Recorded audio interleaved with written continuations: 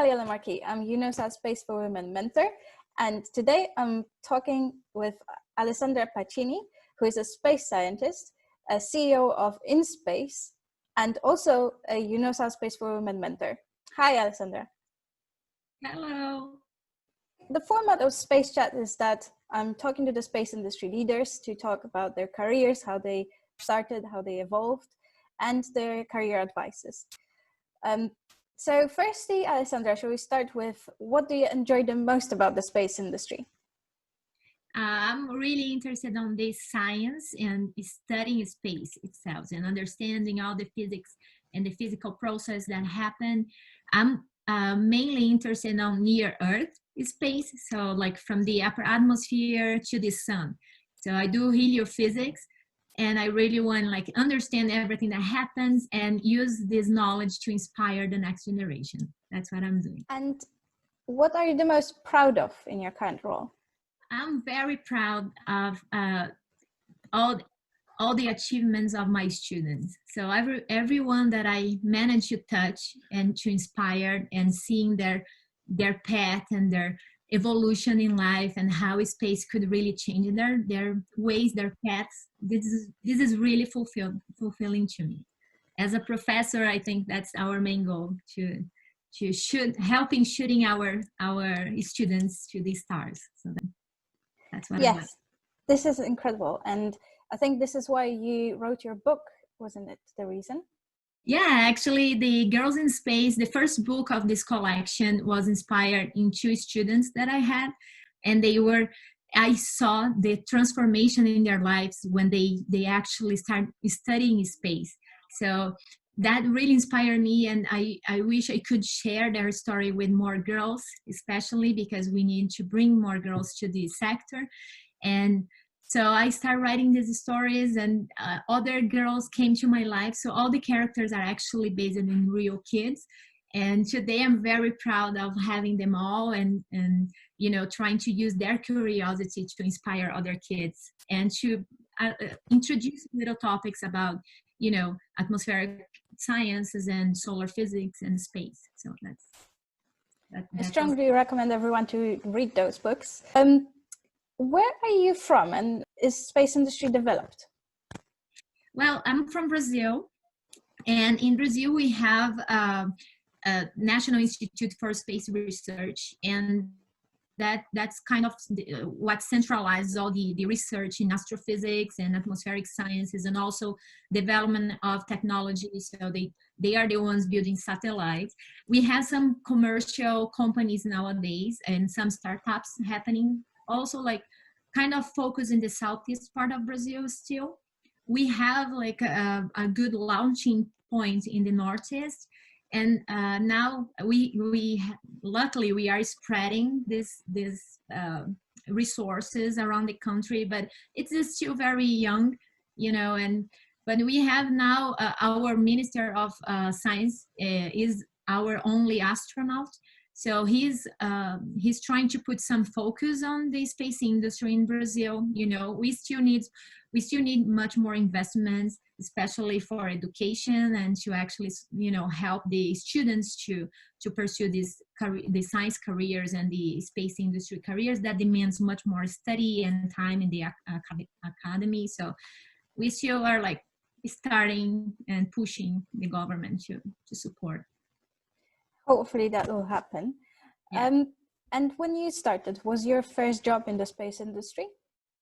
Yeah, so my job is always been in the universities and with students. So my first job after my PhD, I have two PhDs. So my first PhD I finished in Brazil, and then immediately I got a job as a professor in a university in the same town as our National Institute for Space Research. That was the place where I got my I did my grad school. So like I got my master's and my PhD from the INPE. And then I started working as a professor and researcher, you know, and then I moved to US. And then here, since I moved in here in 2016, I've been working in different science institutes, like the Applied Physics Lab. I worked a little bit at NASA, and then at Arecibo Observatory. So it's been always connected to to the academic world. It is an incredible career. But what do you think that helped you to get the job in science? It was really, in my case in Brazil, the positions are very rare. And, you know, you have some private universities that do research, but not all of them do research. And in my case, I really wish that I could, you know, do both teaching and researching. So I was very lucky that I was in the right place, the right moment. They needed a professor with my expertise. So that was like really, really lucky for me. And then we have all the you know, the traditional and the more like old programs. They are at the public system, and the public system is really, really competitive and rare to get this job. So what really helped me was having a network. So I was already, since the beginning of my undergrad course in physics, I was already doing some research. And then I was already knowing all the researchers, the groups, and I was going to conference. So that was key for me to know about the position, to get, like, you know, people like writing reference letters. So they need to know you. So it's important to always, from the beginning of your career, start trying to connect. So connections and network was key. This is true, and I hope that Space for Women Network at UNOOSA can help with that too. So please reach out to us if you need any career advice. So did you have clearly defined career goals when you started? Can you say that? Actually, no. Like I actually started physics wishing to go to astronomy, and in my city there was no astronomy undergrad course, so I went to physics hoping to go to master's and PhD in astronomy. On my way, I started working with solar physics group, and then I migrate to space physics, and we call space geophysics in Brazil, because we study from the inner core of the Earth to the sun, you know, the heliosphere, which is like the space around the sun that the sun controls. So like, because of that, I started being more interested on like impacts of the sun on the atmosphere, and that's like another field. So I never actually went to astronomy. I'm like in this sister discipline, which is the space physics.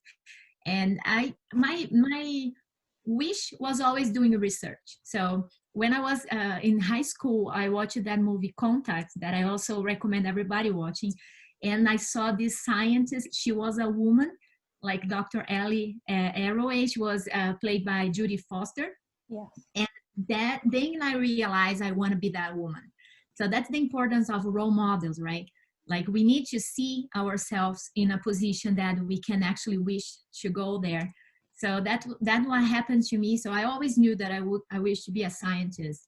And in my way, I discovered a love for, you know, teaching and mentoring. That was not in my initial plan, but that really like is my main happiness in the career, is really like teaching, mentoring. Yes, and now you are the role model. So that's really incredible. But what was your biggest difficulty to achieve your career goals, in your opinion? Well, like I think my ambition to be a principal investigator, you know, to lead my group, I faced some problems in like really related to gender in the academy. So, you know, having a male boss that steal your idea, take credit for your project, you know, stuff like that really kills your motivation. And I faced, you know, I actually could see some advances in the group that I was working on, because all the women hold hands. So like I start, like my position was like a scientist in the group, and I saw some postdocs that were like younger than me. They were suffering the same kind of problems. So the moment we start actually, you know, holding hands and fighting together as one voice, then we became stronger. So to me, that was a problem. I could maybe I could have a different perspective of this problem that I face, and if I had somebody above me also holding my hand, but that didn't happen because we still lack women in the power positions in the academy, you know. So like, because there was nobody above me that could actually hold my hand, I saw myself really struggling. So, you know, I've been connecting to the organizations that now are helping to start this conversation, like the American Geophysical Union. They are doing an amazing job in trying to, you know, talk about when you go to nominate somebody for a prize, are you putting women in this list? So like, we need to have women in the positions of like highlight positions, and also like above us in the academy, to be able to go through the path, you know, and face the problems. And that was a problem for me. I think that was the biggest, you know, the hurtful moment in the career, was to face this kind of stuff. This is true, and that's why it's very important to talk about it, and Yeah. to also encourage women to stand by for themselves, and Yeah. to create these networks, and also to let them know that they're not alone, because Yeah. most of the women in the industry struggle with that. So how do you think important is the education and self-development to enjoy the successful career? Well, it's really key to be able to go through all the education path necessary to work for space industry. Because, you know, I was reading some studies showing that the future jobs, 90% will demand STEM skills. And if we are missing the girls in the beginning of the school years, these girls will never have the opportunity to actually get good jobs and high salaries when in the future, in the near future. So for us, we need to, like personally, we need to be able to also like work in this industry. But for the industry, they need our creativity, they need our angles of the problem, our vision, because the problems we are facing nowadays, they are much more interdisciplinary and global. And we cannot just have the same group of people discussing the same problems, because they will never come out with a creative solution. So another person that really inspires me is Jocelyn Bell, the astronomer from UK. And she was the one who discovered the pulsars, and she never got the Nobel Prize. Her advisor, the male advisor, got the Nobel Prize for the discovery. And after 50 years of a brilliant career, she got the breakthrough physics prize, and she decided to donate the prize for the students underrepresented in the academy. And she made a beautiful speech, and she said that, like, if she was part of that group looking at the data, she would never realize probably what was in the data. There was something different, a different kind of star. So she understands the importance of diversity to actually advance science and knowledge and industry. So she want like help students from underrepresented groups to also be able to be part of these conversations, because she knows that a diverse team makes a better team, right? So I really truly believe on that too. Yes, and it's very inspiring as well, Yeah, to listen to achievement. So what you just touched on is also there are statistics behind it, that women represent only about 20% of space industry, and which is the same ratio as about 30 years ago. The CEOs of space companies are about less than 20%, in both in aerospace and defense. So do you think that the space industry is attractive to women? I don't think the way it is now, it's very attractive. You know, we have still very hostile environment to face, and we need now, our generation needs to be very stubborn to persist. You know, even like if we are, we have the privilege to actually access the education from the beginning, which is not still like really available to all the women in the world. But like, we had the opportunity to be there and to have the education. But when we finish our education and we go to the market and go to get a career, we are still facing all this very hostile, very male environment. They expect us to work as we were men, and we are not. So which means that I'm a mom, for example, you know, like I need a condition to actually have my baby get a maternity leave, and that's still not happening everywhere. Not even in US is very like problematic to go to a science conference. And then nowadays, for example, I mentioned the American Geophysical Union, and it's a beautiful organization that really fights for that. So when I go to their conference, I have child care in the same building I'm like presenting my work. So that makes it much easier, especially for single moms. So, you know, these things are totally new in the academy, like which is stupid because, you know, how can you create a condition for women to work if you don't understand our needs?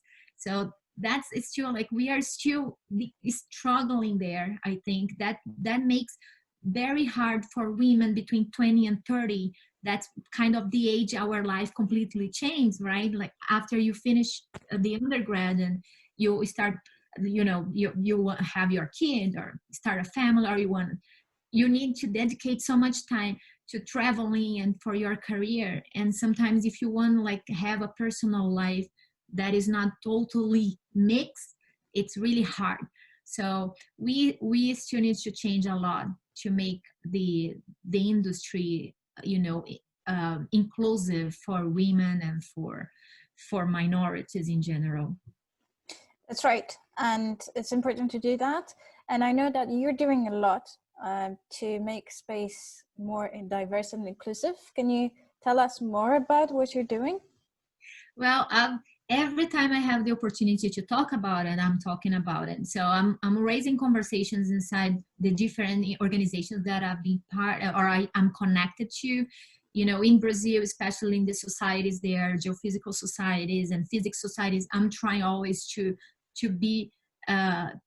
put this problem on the table to be discussed. And also, last year I opened a YouTube channel. It's in Portuguese because that's my native language, and I'm talking about space and also bringing the gender issue into the conversations.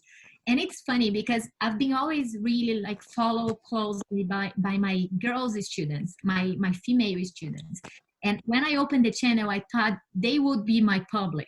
But my public is 98% men older than me, which is amazing because the topics that I address, they are still seen as like a male topic. So like the science channels, especially the space channels in Brazil, in YouTube, they are made by men for men. And I came there, and I remember February 11, that is the International Day for Women and Girls in Science. I made a special of like the week 3 videos about the gender issue in the space, and it was really polemic because, you know, the girls were not there to discuss, and the guys got really offended. So this topic is so sensitive still. Like they don't understand that if you advocate for equality, you are not trying to dismiss the contribution of men, or you are not trying to put them out of the conversation. We just want the same opportunities. So it's very polemic. So what I'm learning there is really like a different language to talk about it, and not being offensive, and trying to, you know, make them our allies. You know, we need allies in this fight. So that the channel is one thing I've been doing, and I'm working a lot on the books. So the books is another public. The Girls in Space books is targeting 10-year-old girls. And I want those girls because the gender gap in science usually starts around 10-year-old. That's when the girls, you know, from the kindergarten, they both have, girls and boys, they have interest for science in general. But then something happened around 10-year-old that you start losing these girls. And what it is, it's social problems, right? So like my books are trying to address this problem and keep the girls engaged in science, to go through the gender gap ages and, you know, start knowing themselves as also a possible future scientist. Those are my 2 projects that I'm focusing on. This is really wonderful. And I think it's a very good point to touch on what would be your advice to young women that would like to start their career in the space industry?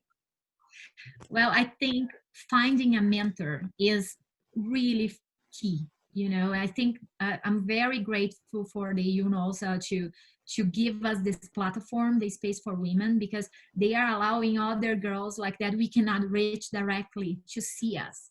And they can go to the website and send a message. They can contact them with one of us or with all of us.